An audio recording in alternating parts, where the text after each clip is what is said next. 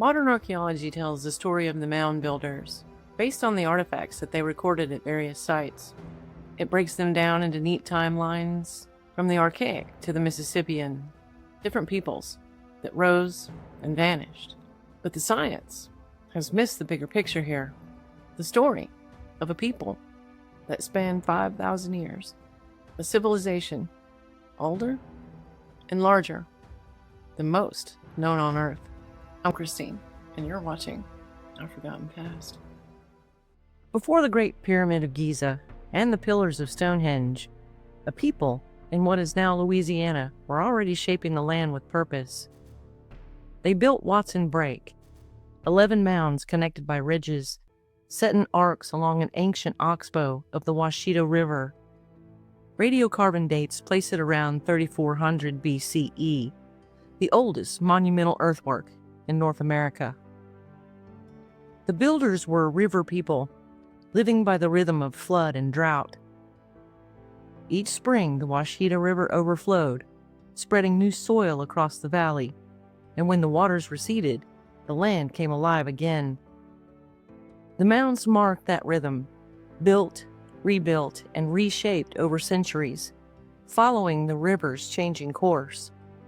Each layer was a record of renewal, a memory written into the earth. They didn't just build on the land, they built with it. Then the climate changed. Around 3000 BCE, the mid-Holocene turned dry. Floodplains shrank, and the old oxbow lakes around Watson Break began to fade. The Mississippi carved new paths through the delta. Fish and game shifted with them, and so did the people. By 1800 BCE, the environment and rivers changed once again. The Mississippi swelled and meandered, carving new floodplains across the heart of the continent, and wherever the rivers created a new path, the people followed and built. A trade web older than Rome, carved by rivers, not roads. From Louisiana north into Arkansas and east towards the Tennessee Valley, mound clusters multiplied once more. One of the most remarkable of this era rose near Epes, Louisiana, at Poverty Point. Spread across nearly a square mile, it was a vast engineered landscape. Concentric rings, causeways, plazas, and towering mounds aligned to the precession of the sun. At its height, thousands of people gathered here for seasonal ceremonies. The design was visible only from above, human hands reshaping the delta on a scale that no one expected of simple hunter-gatherers. But the people of Poverty Point, they were not primitive. They were the direct descendants of the first architects, and now this civilization stood at the intersection of every great river that fed the Mississippi, the trade center of a continent-wide network. Stone from the Appalachians, copper from the Great Lakes, soapstone from the Carolinas, shells from the Gulf, they all met here.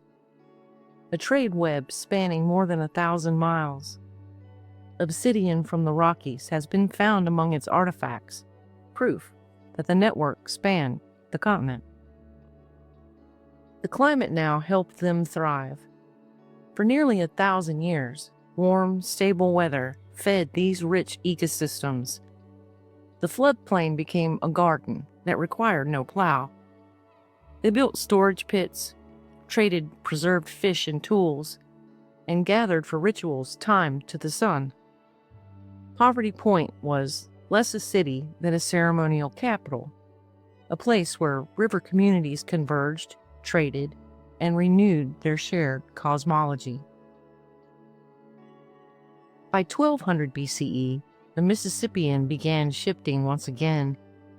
The floods grew unpredictable, and as before, the people adapted, migrating northward into the valleys of the Ohio and Tennessee, or inland toward Alabama and Georgia. Wherever they went, they carried the Poverty Point idea with them, the concentric design, the elevated plazas, the hallmark of aligning earth and sky. Between 1000 and 500 BCE, heavier flooding returned to the Gulf lowlands, and the tributaries of the Ohio and Tennessee stabilized into fertile valleys. The people followed. In these new lands, they rebuilt their sacred landscapes, adapting to new soil and stone. What archaeologists now call the Adena and Hopewell culture were not new civilizations, but inland chapters of the same story. In the hills of West Virginia and southern Ohio, circular and conical mounds rose, the Adena horizon. They built with precision, ceremonial centers overlooking rivers, each connecting sky and floodplain. Grave goods show the same network: shells, copper, mica, obsidian, each object a fragment of the story that bound them all together. By about 300 BCE, the builders turned geometry into revelation. Along the Scioto and the Licking rivers, they shaped perfect squares, circles, and octagons, some stretching for more than 100 acres. Each aligned to the lunar standstill, the 18.6-year cycle of the moon. The same mathematical ratios that appeared in the spacing of Watson Break and in the ridges of Poverty Point centuries earlier. Around 900 CE, the rivers changed once more. The rainfall increased, floodplains widened, and the Mississippi became fertile again. The ancient rhythm stirred anew. At the confluence of the Mississippi, Missouri, and Illinois rivers, people gathered in unprecedented numbers. They built on the same logic as their ancestors: rivers as the roads, floods as harvests, mounds as memory and calendars.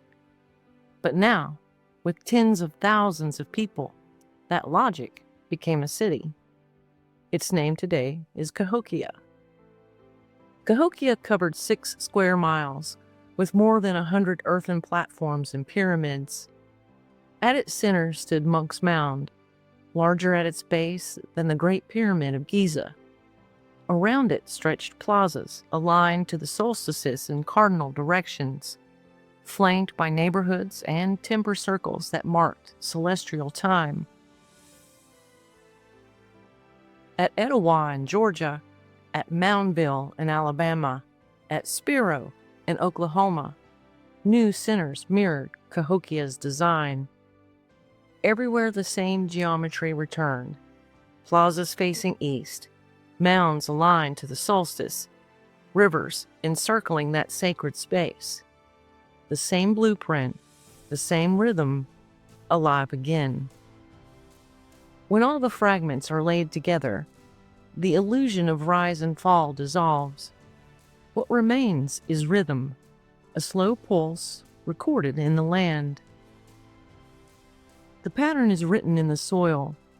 Core samples show alternating layers of habitation, flood silt, and rebuilding, evidence of return, not abandonment. At Watson Break, mounds were reshaped over centuries. At Serpent Mound in Cahokia, new construction overlays older alignments, each generation restoring that same geometry. Circular plazas evolve into square courtyards. Ridges become terraced pyramids. Solar and lunar alignments remain constant from one millennia to the next. Across 2/3 of the continent, the ratio repeats. One architectural language, spoken through time. For centuries, the earth kept its silence. By the time the Europeans arrived, the old centers had already shifted downstream or been reclaimed by forest and flood. The rivers had covered the foundations, softened the plazas, and eroded the mounds into hills. Yet even buried, the pattern endured, waiting for those who could still read the land. When the first Europeans reached the Mississippi Valley in the 1500s, the mound builders were still there. De Soto's men marched through towns built around plazas and pyramids of earth. the same pattern that had shaped the continent for 5,000 years. But the meeting was brief, and the aftermath was devastating. With them came something the rivers had never carried before: disease. Smallpox, measles, and influenza spread faster than the explorers themselves, following the same trade routes that had once carried copper and shell. And within a century, entire river valleys fell silent. The great centers, Etowah, Spiro, Moundville, emptied, not by conquest, not by collapse, but by plague. The survivors gathered into smaller bands, merging into new nations: the Choctaw, Creek, Chickasaw, Natchez. They kept their stories, but the exact names of the old cities faded like riverbanks in a flood. When later settlers arrived and asked who built these mounds, the people answered honestly: they were built by those who came before us.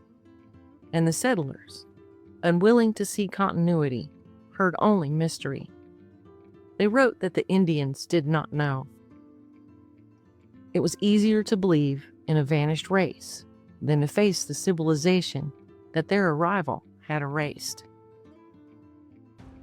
The North American mounds were never the work of strangers.